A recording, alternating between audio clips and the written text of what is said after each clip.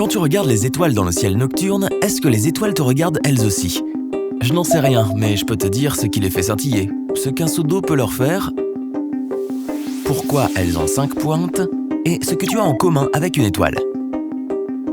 Combien d'étoiles peut-on voir dans le ciel nocturne ? Chaque chanson et poème d'amour jamais écrit te le dira, des millions. C'est romantique, mais ce n'est pas vrai. Si ta vue est excellente et qu'il n'y a ni nuages ni source de lumière, y compris la lune à proximité, tu pourras voir environ 2000 étoiles. Plus le ciel est sombre, plus tu remarqueras d'étoiles. Lors d'une pleine lune ou dans une grande ville très lumineuse, tu n'en verras qu'une douzaine. Et seulement les étoiles les plus brillantes.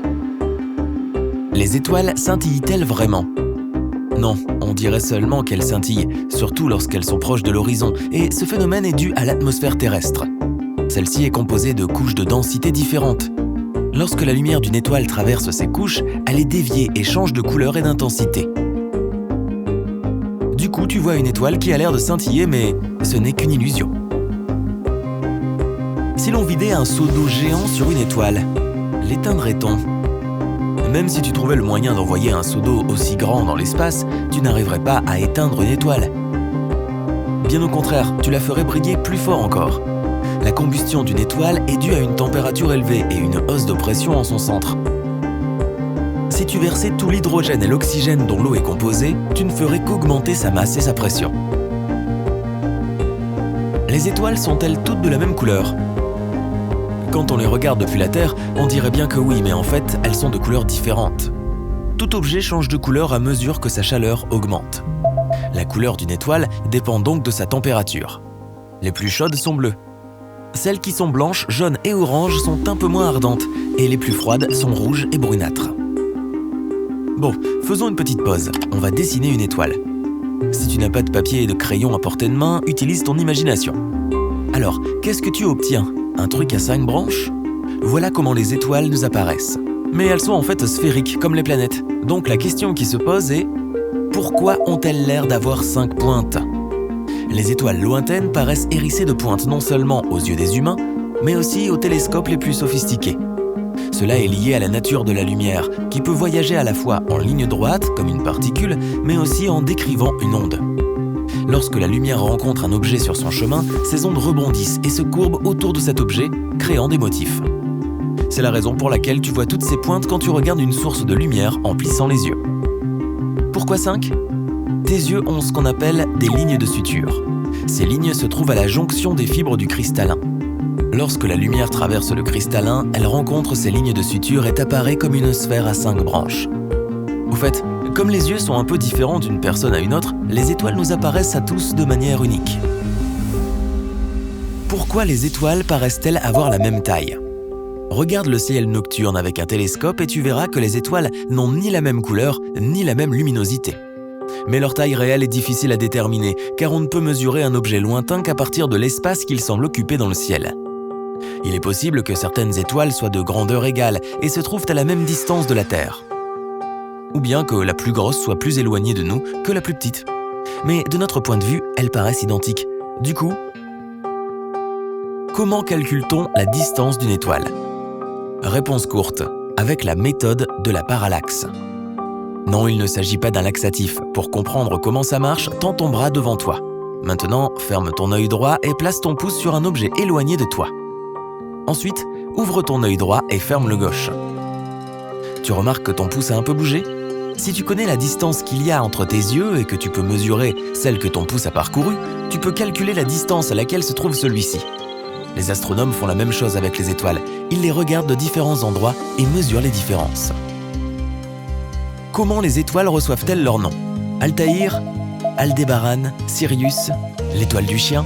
Les étoiles les plus brillantes ont reçu leur nom il y a des milliers d'années, lorsqu'elles ont été découvertes pour la première fois. Les plus grandes étoiles des constellations sont également désignées par des lettres grecques dans l'ordre alphabétique. Alpha, bêta, gamma et ainsi de suite. Aujourd'hui, grâce au télescope, on découvre de plus en plus d'étoiles, et la plupart d'entre elles sont répertoriées dans un catalogue systématique et portent des noms composés de chiffres qui représentent leur position dans le ciel. Et certaines étoiles ont des noms composés uniquement de lettres. Est-ce qu'on peut nommer une étoile d'après une personne qu'on aime ? Tu peux acheter un certificat auprès d'une agence, mais il ne sera pas officiellement reconnu par les astronomes. C'est pourquoi une même étoile peut porter ton nom et celui d'un tas d'autres personnes. Si tu veux vraiment qu'une étoile porte ton nom, tu peux en nommer une sur le dôme d'un planétarium en échange d'un don. Par ailleurs, si tu découvres une comète, un astéroïde ou un objet dans la ceinture de Kuiper, tu peux lui donner officiellement le nom que tu veux. Même truc bidule chouette si ça te fait plaisir. Quel est le type d'étoile le plus courant ? Les naines rouges sont les étoiles les plus courantes dans la Voie lactée. Elles sont assez froides, tu te souviens de la couleur selon la température, et pas assez lumineuses pour que tu puisses les voir à l'œil nu. Elles brûlent lentement et survivent sur leurs réserves de combustible stellaire pendant des billions d'années. Plus elles vieillissent, plus elles s'assombrissent. Elles sont aussi 2 fois plus petites que le Soleil, qui est une naine jaune.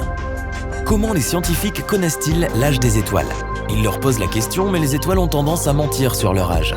Plus sérieusement, comme il leur est impossible de déterminer l'âge d'une étoile prise isolément, les astronomes examinent des groupes d'étoiles, leur luminosité et leur mouvement dans l'espace.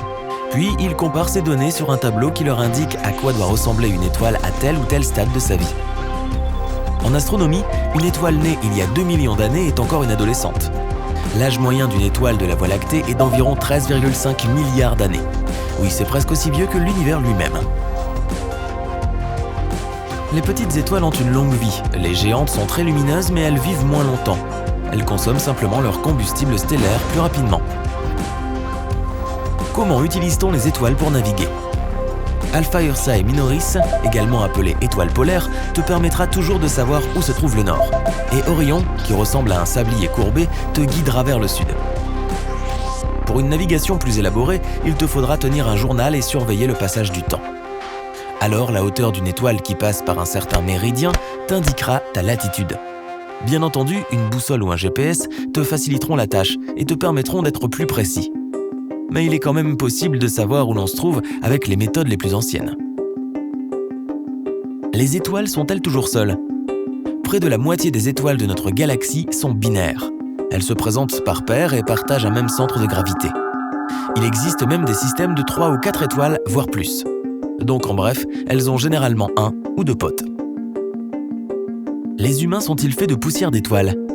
Mais bien sûr que oui. Lorsque l'univers était en formation, il y avait principalement de l'hydrogène, un peu d'hélium et des quantités infimes de tout le reste. Les étoiles fonctionnaient comme des centrales électriques, convertissant l'hydrogène en hélium, et quand ces étoiles sont devenues des supernovas, cet événement a transformé l'hélium en carbone, en azote, en oxygène, en fer et en soufre. Tout ce dont toi et moi sommes faits, donc certains des éléments qui te composent sont aussi vieux que l'univers. Ça me sidère à chaque fois. Si tu as appris quelque chose de nouveau aujourd'hui, alors mets un like à cette vidéo et partage-la avec un ami. Et voici d'autres vidéos que tu devras apprécier. Il te suffit de cliquer à gauche ou à droite et de rester du côté sympa de la vie.